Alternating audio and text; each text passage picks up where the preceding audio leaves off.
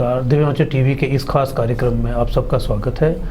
आज हमारे बीच एक खास मेहमान हैं doctor Parvinder Kaushal. Doctor Kaushal Y S. Parmar university of horticulture and forestry के वाइस चांसलर हैं। आज उनसे कोशिश करेंगे कि किसानों बागवानों से जुड़े हुए कुछ मसले उठाएं, उनसे कुछ जानकारी हासिल करें, अनुसंधान से जुड़ी जानकारी हासिल करें। डॉक्टर साहब, आपका दिव्यांचल टीवी में स्वागत है। नोनी यूनिवर्सिटी को हिमाचल के विकास के संदर्भ में आप कैसे देखते हैं? इसकी स्थापना से लेकर अब तक का क्या योगदान? जी, आपका प्रश्न जो है बहुत ही खूबसूरत है, क्योंकि हिमाचल एक पर्वतीय क्षेत्र में बहुत खूबसूरत हिमालयन क्षेत्र, बागवानों का क्षेत्र माना जाता है, जंगलों का क्षेत्र माना जाता है, और ये विश्वविद्यालय इन दोनों ही विषयों के नाम पर है। विश्वविद्यालय बागवानी एवं वानिकी विश्वविद्यालय, इसकी स्थापना 1985 में विधिवत रूप में इस नाम से हुई थी। डॉक्टर यशवंत सिंह परमार जी जो पूर्व मुख्यमंत्री रहे हैं, उनके नाम से। मगर इसका शुरुआत बहुत पहले हुई थी। शुरू में ये पंजाब कृषि विश्वविद्यालय के साथ, फिर हिमाचल यूनिवर्सिटी के विश्वविद्यालय के साथ, फिर पालमपुर कृषि विश्वविद्यालय के साथ एक कैंपस के रूप में और कॉलेज के रूप में काम करता रहा। और 1985 में इसका अपना अस्तित्व जो है वो हुआ। तब से अब तक इस विश्वविद्यालय ने बहुत लंबा सफ़र किसानों की सेवाओं में, प्रदेश की सेवा में विभिन्न प्रकार के अनुसंधान, तकनीकी विकास और जो संसाधन हैं, विशेष तौर पर मानव, उसको बढ़ाने के लिए हॉर्टिकल्चर एंड फॉरेस्ट्री में बिताया है। हमारे यहाँ से लगभग अभी 5000 से अधिक डिग्री बागवानी और वानिकी में तब से अब तक जो है हासिल कर चुके हैं छात्र छात्राएं। और ये अपना योगदान जो है सिर्फ हिमाचल में ही नहीं, राष्ट्रीय स्तर पे ही नहीं और अंतर्राष्ट्रीय स्तर पे दे रहे हैं। गतिविधियाँ इसकी विश्वविद्यालय की, जैसा कि आपने कहा था, बागवानी की बात कही थी। हिमाचल की जो इकोनॉमी है मुख्य तौर पे बगीचों पे, बागवानों पे, मतलब सेब की बात करनी होगी तो आप जानते हैं कि कम से कम 5000 करोड़ की जो है इकोनॉमी सालाना इस पौधे से, इस फल से प्रदेश को प्राप्त होती है। हम लोग बीएससी, एमएससी, पीएचडी की जो हैं उपाधियाँ, डिग्रीज जो हैं स्टूडेंट्स को देते हैं। आज भी लगभग हमारे पास 2500 से अधिक छात्र छात्राएँ, 3 कैंपसेस हैं हमारे। एक नौनी में स्थित है यूनिवर्सिटी का मेन कैंपस, एक नेरी डिस्ट्रिक्ट हमीरपुर में है और एक थुनाग में डिस्ट्रिक्ट मंडी में है। इसके अलावा 7 हमारे रिसर्च स्टेशंस हैं, कृषि विज्ञान केंद्र हैं। तो सारा प्रदेश किसी न किसी ढंग से ये जुड़ा है। आपने बताया 2500 छात्र शिक्षा ग्रहण कर रहे हैं जी नोनी यूनिवर्सिटी के विभिन्न कैंपस में। कितने अध्यापक, प्राध्यापक और वैज्ञानिक जो अनुसंधान में जुटे हुए हैं? अभी 300 से अधिक जो है अध्यापक हमारे यहाँ पर कार्यरत हैं। और अभी आपने शायद पीछे न्यूज़ में भी सुना होगा, और हमारा जो अभी फाउंडेशन डे होता है 2 दिसंबर को, उसमें भी हमने 50 नई नियुक्तियाँ अपने यंग जो हमारे वैज्ञानिक हैं, जो भी हम डिग्रियाँ लेकर पीएचडी करके निकले हैं विश्वविद्यालय से, उनको दी। और हमारा उद्देश्य क्या, हमारा सोच है कि हम लोग इसमें आने वाले समय में कम से कम 1 साल में इतनी और नियुक्तियाँ करेंगे ताकि स्टूडेंट और टीचर की एक रेशो पर्याप्त हो। सभी जो स्टूडेंट्स हैं उनको एक एक्सेस अध्यापकों की हो। ख़ास तौर पे बीएससी के बाद जब हमारे शोध में छात्र छात्राएँ जाते हैं, रिसर्च स्कॉलर्स जो होते हैं, उनको डायरेक्ट जो है किसी टीचर के साथ अनुसंधान को जोड़ा जाता है।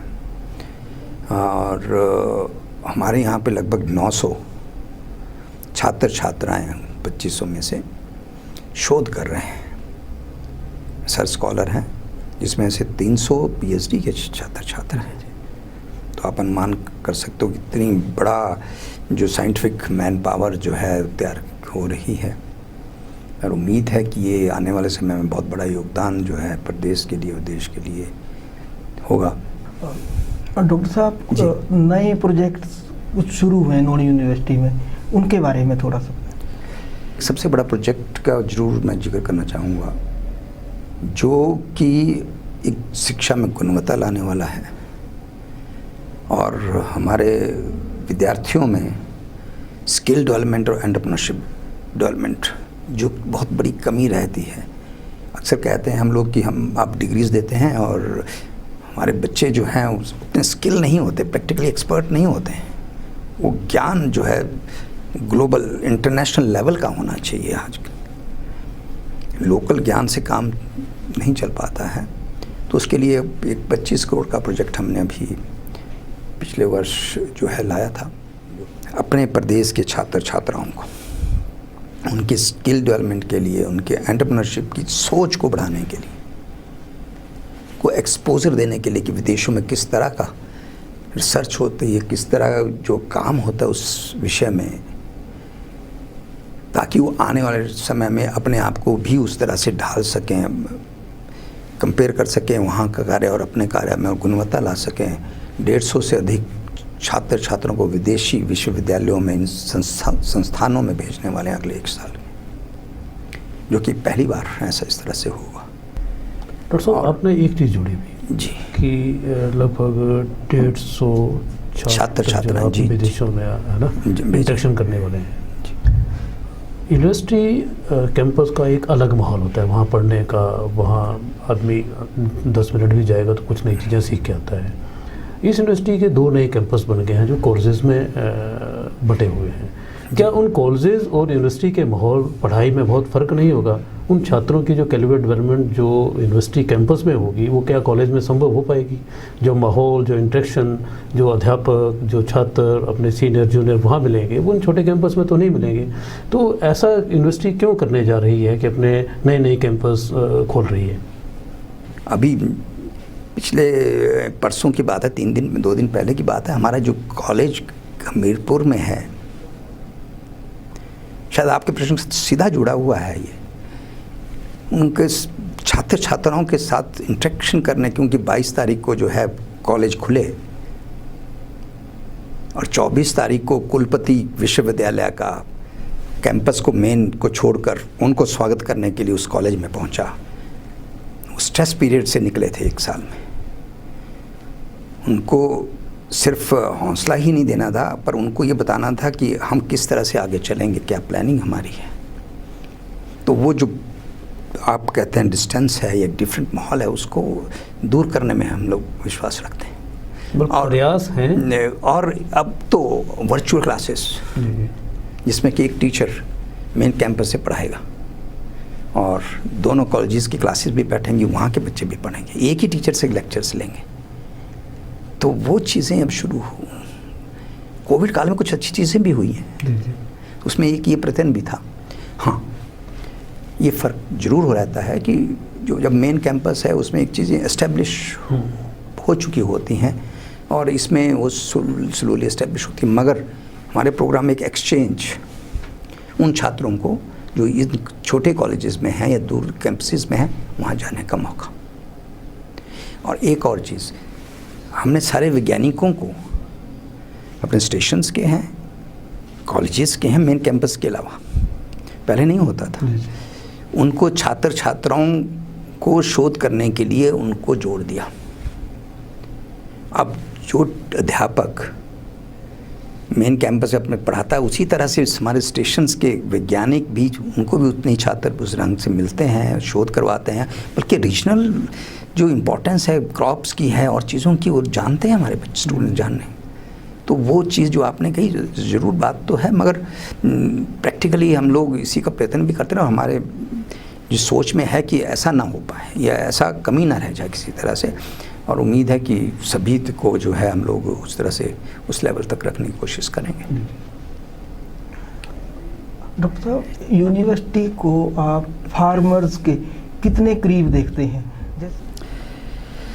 बिल्कुल, हमने एक किसान सेवा शुरू की थी कॉल सेंटर की तरह ही, और उसमें मैं तो सीधा प्रश्न का उत्तर आपको देना चाहूँगा, और उसमें किसान किसी भी वक्त कॉल हमारे वैज्ञानिक को कर सकता है, या व्हाट्सएप ग्रुप जो किसान जिनके पास एंड्रॉयड फ़ोन्स हैं या माध्यम है उनसे व्हाट्सएप पे डायलॉग कर सकता है, और उसका जवाब हमारे वैज्ञानिकों को दिशा निर्देश दिए गए हैं कि भाई तुरंत जवाब और दे रहे हैं। तो एक माध्यम जो आपने कहा डायरेक्ट डायलॉग करना, अब क्या करता है किसान, कैंपस में आने की आवश्यकता नहीं है जी। अपना मोबाइल लेता है, पौधे के पास जाता है, उसकी फ़ोटो खींचता है और तुरंत ट्रांसफ़र टू द साइंटिस्ट, वैज्ञानिक को दे देता है, और वहाँ से कुछ समय के बाद वही उसका समाधान उसके मोबाइल पे आ जाता है। डॉक्टर साहब, एक प्रश्न है बागवानी से जुड़ा हुआ। हिमाचल को बास्केट ऑफ फ्रूट्स कहा जाता है, विश्व में ही बहुत ख्याति है, पर आप देखेंगे अब वो बास्केट ऑफ फ्रूट्स की बजाय बास्केट ऑफ फूड बनती जा रही है। वो एक मतलब सेब तक सिमट रही है। आप जिस रीजन में आज आप दौरा करके आए हैं वो क्षेत्र जो था वो देखिए, संतरा, किन्नू, नींबू, अमरूद, आंवला, लीची है ना, इनके लिए विख्यात रहा है, और 2 दशक पूर्व तो अच्छे प्रयास भी हुए, और यहाँ का जो बागवान था उसने कुछ ख्याति भी हासिल की, पर अब वो चीज़ें फिर मतलब गुमसी हो रही हैं। अब तो क्या ये विश्वविद्यालय या फिर सरकार दोनों में समन्वय की कमी है, या कहीं सरकार या विश्वविद्यालय सिर्फ अनुसंधान सेब के क्षेत्र में करना चाहता है?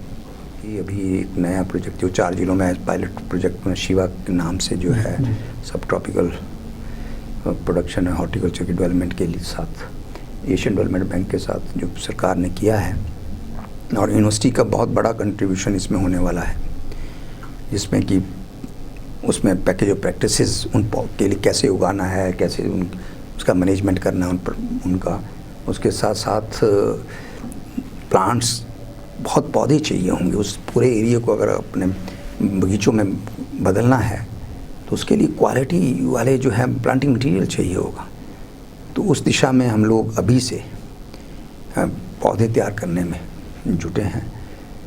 डॉक्टर साहब, निचले इलाकों की बात हो रही थी, तो हमारे दर्शक ये भी जानना चाहेंगे कि निचले इलाकों में अचारी आम बहुत होता था पहले, अब वो दरख्त धीरे धीरे कम हो रहे हैं, ट्रेंड चेंज हो रहा है, तो इसके लिए भी कोई प्रोग्राम है? हाँ, मुझे याद है जब हम बचपन में, अब गांव के परिप्रेक्ष्य में हम पढ़े हैं, बड़े हुए, याद है गांव में जंगलों में अचार आम लगे होते थे और पहचान होती थी ये चूसने वाले आम इस वृक्ष का होगा और ये अचार के लिए उस वृक्ष से लाओ। अब वैरायटीज़ ऐसी आ गई हैं हमारे पास, विशेष तौर पे कि ये अचार के लिए ये होगा, ये वैरायटी अचार के लिए होगी, ये इस काम के लिए होगी, ये टेबल के लिए उसके लिए होगी, और उसका लाइकिंग तो है नेचुरली, अचार बहुत पसंद किया जाता है, और उन वैरायटीज़ को भी हम डिमांड बेस्ड जो है हम लोग पैदा नर्सरी तो प्रोडक्शन हम लोग कर रहे हैं, और मुझे उम्मीद है कि इसमें भी बढ़ोतरी आएगी, क्योंकि काफ़ी एरिया हमारे पास ऐसा है जिसमें हम मैंगो बेल्ट जिसको कहते हैं, जहाँ पे आम बहुत अच्छा होता है हमारे, उसमें प्रोत्साहन देंगे इन चीज़ों को। जैसे आपने सही कहा कि सिर्फ चूसने वाला या काटने वाला जो आम है, चूसने वाले का आम भी कम हो गया है, काटने वाला डिफरेंट बहुत वैरायटीज़ आ गई हैं, तो वो चीज़ भी जो है वो हम लोग कोशिश करते हैं वो भी रहे मिक्स, ताकि डाइवर्सिटी भी रहे और जो कंज्यूमर्स हैं उनको एक वैरायटी हो कंज्यूम करने के लिए। डॉक्टर साहब, एक और बहुत बड़ी दुविधा है आज बागवान की, जैसे ही अमरूद पकता है वो कीड़ा पड़ जाता है जब खाने का, फ्रूट फ्लाई, लीची पकती है, 2 बरसात ज़्यादा होती है तो उसमें कीड़ा पड़ जाता है जी। सारी दुनिया का आम यहाँ ठीक रहेगा, हिमाचल के आम में थोड़ा सा जब सीजन जाता है बरसात तो उसमें वो सड़ने लग पड़ता है। तो ये क्या कारण है और इनका बचाव हम कब सुनिश्चित कर पाएंगे कि बागवान जो तो अब उन समस्याओं से ना अमरूद है, लीची है, अमरूद की तो सबसे बड़ी अनार है। जी जी जी।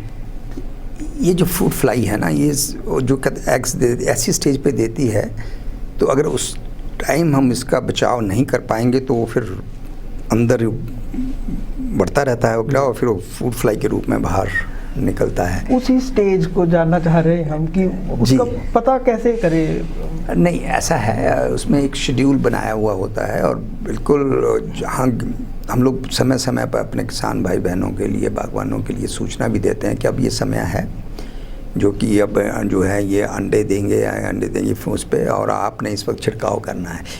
इसका इलाज यही है, वो बचाव उस वक्त ही करना पड़ता, बाद में तो हम उसको बाहर से स्प्रे जितना मर्जी करें कुछ नहीं हो सकता। मिर्चों में समय पर स्प्रे करें जो जैसा कि सलाह दी गई है। तो ऐसी बीमारियों का होता है कि हम लोग जो आपको सजेस्ट किया गया है उस पे कायम रहें। नौणी यूनिवर्सिटी और पालमपुर एग्रीकल्चर जी। क्या कोई ऐसे कॉमन प्रोग्राम है जो दोनों मिलकर चला रही हो? बिल्कुल। सबसे पहले तो मैं एक बड़ा प्रोग्राम है नेचुरल प्राकृतिक खेती की बात कर रहे हैं, क्योंकि ये शब्द शायद अभी तक बातचीत में नहीं आया था, नहीं तो हर बात में या वार्तालाप में आता है। और प्रदेश में इसका स्कोप बहुत ज़्यादा है, बहुत एरिया है जिसमें हम ना तो इतनी खाद डालते हैं ना इतनी दवाइयाँ, अभी भी सब कुछ होते हुए भी। तो कुदरती जो खेती है, नेचुरल है फार्मिंग, मगर एक सिस्टमेटिक ढंग से जिसको नेचुरल फार्मिंग कहते हैं, उसमें हम लोग प्राकृतिक खेती में काम कर रहे हैं और पालमपुर विश्वविद्यालय भी कर रहा है। मकसद हम विश्वविद्यालय का ये है कि उसमें किस तरह से हम लोग एक प्रैक्टिसेस डेवलप करते जाएं, क्योंकि ये धारणा उसमें भी है कि नेचुरल प्रोडक्शन कम होती है या बीमारियां लग सकती हैं, तो डर से काफ़ी किसान बागवान जो इसको अडॉप्ट नहीं करते हैं। उसका हम टेस्टिंग जो है हम लोग एक्सपेरिमेंट्स अभी भी कर रहे हैं, कुछ में रिजल्ट्स आ गए हैं, कुछ एक अभी बाकी हैं। तो एक तो कॉमन कार्यक्रम इस तरह से हम लोग कर रहे हैं। दूसरा स्टूडेंट्स का है, शिक्षा के क्षेत्र में हम लोग आदान, हमारे बच्चे उधर और इनके बच्चे इधर। आने वाले समय में हम फैकल्टी का भी सोच रहे हैं कि कुछ टीचर्स हमारे उधर रहें, वो पढ़ाएं और इधर से हो रहे, और कुछ प्रोजेक्ट्स पे भी कोलैबोरेशंस हैं। डॉक्टर साहब, हमारा दिव्य हिमाचल का एक अपनी माटी कार्यक्रम है जिसका टीवी पे भी है, वेबसाइट पे भी है और प्रिंट में भी है। वीकली है ये, और ये बहुत पॉपुलर है किसान बागवानों में। तो अक्सर हमसे हमारे दर्शक देखता हूँ, मैं उसको पढ़ता हूँ, तो उसमें वो जानना चाहते, अक्सर शिकायत रहती है उनकी कि जो पौधे बंटते हैं वो जैसे कोई पांगी बैठा है या समझ लो कोई नौराधार के गांव में बैठा है, तो उस तक उनकी शिकायत रहती है कि हमें पता नहीं चलता। तो उनकी मदद कैसे करेंगे? हाँ बिल्कुल, शिकायत जिनको अभी तक मालूम नहीं है उनकी जायज़ है। हमने पिछले साल कुछ एक प्रयत्न किया था इस तरह कि जितने आए उनको पहले लेके सबसे उनकी मांग ले ली और उसके बाद फिर जितने पौधे थे उनके हिसाब से बांट के वो किया। इस वर्ष हमने ऑनलाइन करने की कोशिश की। हमने 2 महीने पहले सारा अखबारों में भी आपने भी मदद की, आपके पेपर में भी, दूसरे में भी आए, प्रेस मीडिया जो सबने हेल्प की सूचना देने के लिए, और दूसरे माध्यम डिजिटल जितने भी थे उसके हमने यूज़ करते हुए रजिस्ट्रेशन ऑनलाइन की कि आपकी कितनी डिमांड किस किस चीज़ की है। तो वो बड़ा प्रोसेस ऑनलाइन हुआ, बांटे, उनको आए लोग, कोई भगदड़ नहीं मची, सबको सुनिश्चित हुआ कि मुझे इतने मिलने हैं। कम रहा तो उन्होंने और साधनों से भी उन पौधों की जो है पूरे किया जितना हमारे पास था। हालांकि हमें लगातार बढ़ा रहे हैं इसमें। हमने कुछ पौधे ऐसे भी रखे जैसे आपने कहा किसी भाई किसान को या बहन को नहीं मालूम और बाद में पता लगा जब बंट रहे थे या जा रहे थे कहीं, तो उनके लिए भी हम लोगों ने व्यवस्था की। और जिनको अभी भी नहीं मिले, मैं आपको वायदा करता हूं कि अगले वर्ष आप आइएगा, दिसंबर में और नवंबर में हम लोग को करते हैं ऑनलाइन। अगर नहीं भी पता लगा तो पता करवा लीजिएगा, आपको पौधे जरूर मिलेंगे। इसी से जुड़ा एक प्रश्न है, हम हिमाचल में सेब आए हुए, मतलब सेब की बागवानी आए हुए 100 साल से ऊपर हो गया जी। अब भी हम इटली से पौधे आयात कर रहे हैं, हमारे थोड़े से दूर बिलासपुर में हरिमन जी हैं एक, जी। उन्होंने ऐसी वैरायटी तैयार कर दी जो हिमाचल से बाहर निकल दिल्ली राष्ट्रपति भवन या मध्य भारत तक पहुंच गई। तो हमारे जो वैज्ञानिक हैं वो कहाँ हैं, वो क्यों अभी इटली जैसे देश पर निर्भर हैं? चलिए हम मान लेते हैं कि हमें जो काम करना था, जितना नई वैरायटी विकसित करनी थी, वो शायद हम उस पेस पे वैज्ञानिकों की कमी रही हो और कुछ बात हो, नहीं कर पाए। मगर अब समय है कि हम जो गैप है विदेशों का और हमारा इंटरनेशनल, उसको ज़्यादा गैप नहीं रखना, उसको पाटना है, ख़त्म करना है। और उसके लिए हमने फैसला, सरकार ने फैसला किया कि पौधे जो हैं, एक तो बाग बगीचे जल्दी से आने चाहिए, दूसरे जो अवेलेबल वैरायटीज़ अच्छी हैं, हाई यील्डिंग, वो उत्पादकता बहुत बड़ा इंपॉर्टेंट कंपोनेंट है। जहाँ विदेशों में सेब की हम बात करें तो 70 से 80 मीट्रिक टन की बात हेक्टेयर की होती है, तो हमारे यहाँ पर तो अभी 10, 12 और 15 तक हम सीमित रहे। इतना गैप है, तो वो अच्छे मटेरियल की आवश्यकता थी। तो शुरुआत में तो हमें कहीं ना कहीं से उपलब्ध कराना था, तो वहाँ तक तो मैं सहमत था कि भाई अभी भी हूँ कि भाई हमें लाना है, इस वर्ष भी आया है। मगर इसके साथ साथ उसको हम लोगों ने अब आने वाले समय के लिए उसकी मल्टीप्लिकेशन रूट स्टॉक जितना भी है अपना बर्ड्स को ग्राफ्टिंग करेंगे। और ये समय के साथ ही जो आपने प्रश्न किया, निर्भरता जो है बाहर से इंपोर्ट करने की कम होगी। हम सचेत हैं, सेंसिटिव हैं अपने बागवानों के लिए, जी। और पूरा भरोसा है कि हम आपको जो अपने यहाँ से पैदा किए गुणवत्तापूर्वक पौधे जो हैं यहाँ से उपलब्ध करवाएंगे। ये हमारा वायदा भी रहा। डॉक्टर साहब, अब एक जंगलात से जुड़ा सवाल है जी। या जिज्ञासा है। हिमाचल में अभी तक जो हम जंगल देखते हैं वो चीड़ के जंगल हैं, ना तो उसके नीचे कुछ पनपता है, अगर उसको जलाते हैं तो वो पूरा उसको रसोई को काला करेगा, वनस्पति का नाश करता है साथ में, हर तरह से। तो फ्यूचर के जो जंगल हैं, भविष्य के जो हमारे जंगल हैं, वो कैसे होने चाहिए? कि मैं इसमें थोड़ी सी विज्ञान की बात जरूर करना चाहूँगा।